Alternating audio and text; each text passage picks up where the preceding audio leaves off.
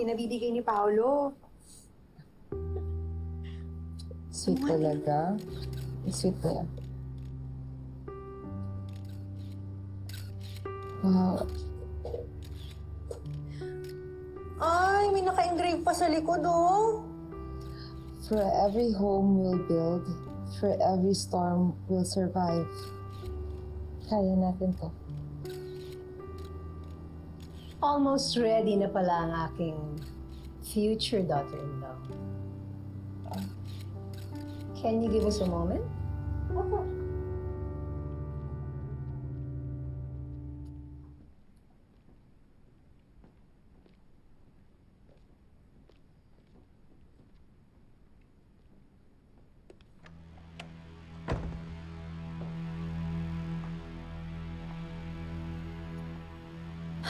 Oh, Marjorie. I have to hand it to you, huh? You've endured quite a lot to get here. And yet here you are.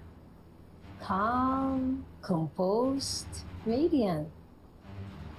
But you know, you still have time, huh? To change your mind. Bakit ko naman po gagawin yun? Handa na po ang lahat.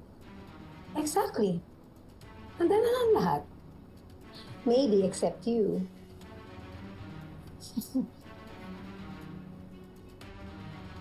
You know what, Marjorie?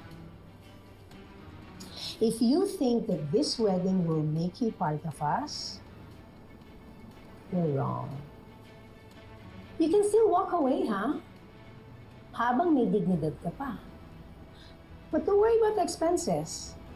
Kasi mas mababa pa yun sa presyo ng kapayapaan ng pamilya ko kapag may pumasok na talagang hindi kabilang.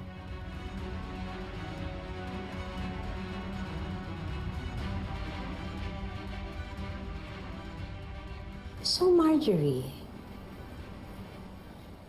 are you sure that this is what you really want?